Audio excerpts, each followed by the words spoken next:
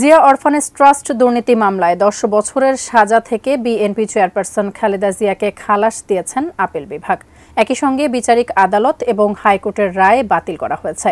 এ কারণে বিএনপির ভারপ্রাপ্ত চেয়ারম্যান তারেক রহমান সহ অন্য আসামিরাও সাজা থেকে খালাস পেয়েছেন। এদিকে ছাত্র আন্দোলনে হামলার ঘটনায় প্রথমবারের মতো মামলার আসামি হয়েছেন সাবেক রাষ্ট্রপতি আব্দুল হামিদ। আরও বিস্তারিত জানব ইমতিয়াজ আলমের রিপোর্টে।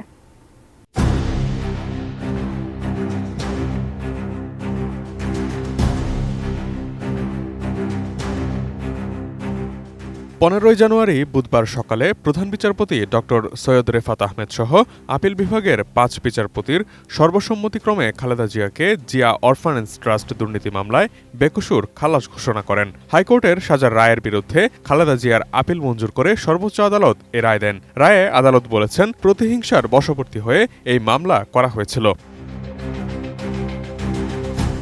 আদালতে খালেদা জিয়ার পক্ষে ছিলেন জ্যেষ্ঠ আইনজীবী Zainul Abedin, barrister Mahbub Uddin Khokon, barrister Kaiser Kamal, barrister Badruddoza সহ আরও অনেকে। আদালতে দুদকের পক্ষে ছিলেন অ্যাডভোকেট আসিফ হোসাইন। রাষ্ট্রপক্ষে শুনানি করেন অতিরিক্ত অ্যাটর্নি জেনারেল অনিক আর হক।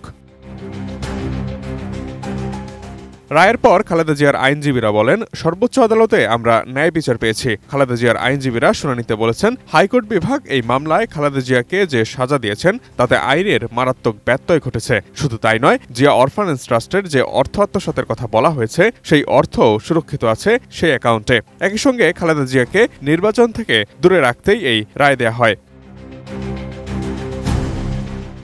বসুন্ধরা টিস্যুতে ছাড়ের ছড়াছড়ি।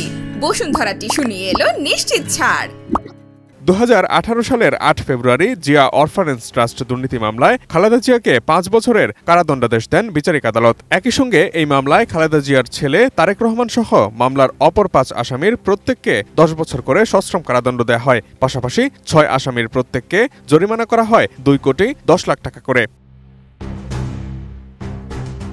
এদিকে ছাত্র আন্দোলনে হামলার ঘটনায় এবার কিশোরগঞ্জে সাবেক রাষ্ট্রপতি আব্দুল হামিদের বিরুদ্ধে মামলা হয়েছে।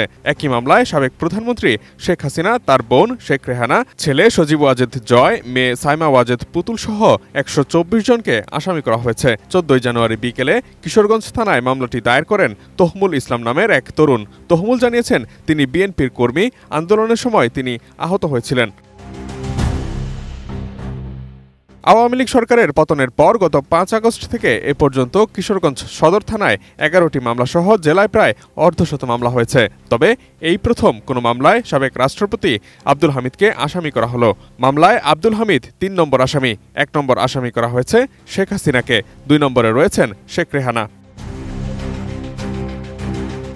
মামলার এজাহারে উল্লেখ করা হয়েছে, স্বৈরশাসক শেখ হাসিনার পতনে সংগঠিত ছাত্র জনতার গড়ে ওঠা ঐক্য আন্দোলনকে দমন করতে দেশ বিদেশে অবস্থান করা ১ নম্বর থেকে ২০ নম্বর আসামি সারা দেশে গণহত্যার পরিকল্পনা করেন। সেই মোতাবেক তারা কিশোরগঞ্জে যাতে কোনো আন্দোলন হতে না পারে সেজন্য ২১ থেকে ৪০ নম্বর আসামিদেরকে নির্দেশ দেন।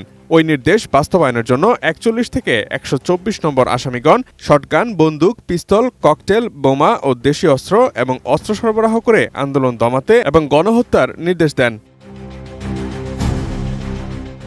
Imtiaz Alam, desk report, ATN news.